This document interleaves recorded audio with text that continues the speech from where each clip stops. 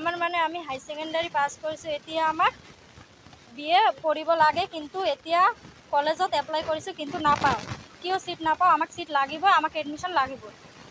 যেনেকৈ কাৰণ হৈছে আমাৰ সিট ইয়াত হাৰচিংমাৰী কলেজত সিট নাই বুলি কৈছে। এতিয়া আমি 5-6 মান ষ্টুডেণ্ট আছোঁ, এতিয়া ক'ত যাম, কেনেকৈ এডমিশ্যন? আমাৰ যিহেতু আমি দুখীয়া ঘৰৰ ছোৱালী, এনেকৈ আমি ক'ত পঢ়িবলৈ যাম? আমাৰতো বাহিৰত যোৱা সামৰ্থ্য নাই, গতিকে আমাক ইয়াতে এডমিশ্যন দিব লাগে। গতিকে মুখ্যমন্ত্ৰী মহোদয়ক আমি আমাৰ কাৰণে সিট আগবঢ়াব কৈছোঁ। ধন্যবাদ।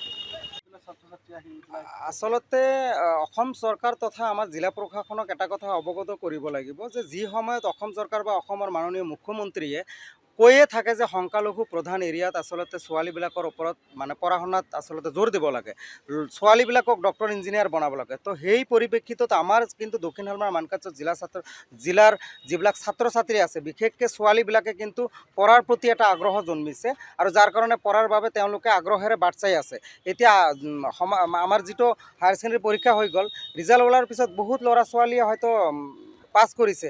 এতিয়া এডমিশ্যন কৰিবলৈ হ'লে, উচ্চ শিক্ষা ল'বলৈ হ'লে মানে এটা মহাবিদ্যালয়ৰ প্ৰয়োজন। চ' হাৰচিংমাৰী মহাবিদ্যালয়ত তেওঁলোকে নামভৰ্তি কৰাৰ বাবে যি পঞ্জীয়ন কৰিছিল, তাৰ পৰা প্ৰায় 500 মান ল'ৰা ছোৱালীয়ে বঞ্চিত হোৱা বুলি আমি অভিযোগ পাইছোঁ। আৰু আমি জিলা আয়ুক্তগৰাকীক আজি অৱগত কৰিব বিচাৰিছোঁ যে মুখ্যমন্ত্ৰীৰ আদেশ অনুযায়ী, মুখ্যমন্ত্ৰীৰ নিৰ্দেশ অনুযায়ী আমাৰ ল'ৰা ছোৱালীসকলে পঢ়াৰ প্ৰতি আগ্ৰহ জন্মাইছে। গতিকে আমাৰ মহাবিদ্যালয়ত যে ছিট কেপাচিটি ইমানেই কম, এইটো কেনেকৈ হ'ব? আমাৰ ছোৱালীবিলাকে পঢ়া শুনাৰ পৰা বঞ্চিত হৈ আছে। গতিকে আমি মুখ্যমন্ত্ৰীক আহ্বান জনাইছোঁ যে আমাৰ যিবিলাক ছাত্ৰ ছাত্ৰী মহাবিদ্যালয়ৰ পৰা বঞ্চিত হৈছে, আমাৰ হাৰচিংমাৰী মহাবিদ্যালয়ৰ ছিট কেপাচিটিটো বঢ়াই দিব লাগে আৰু আমাৰ ল'ৰা ছোৱালীবিলাকক পঢ়া শুনাৰ বাবে সুযোগ এটা দিব লাগে।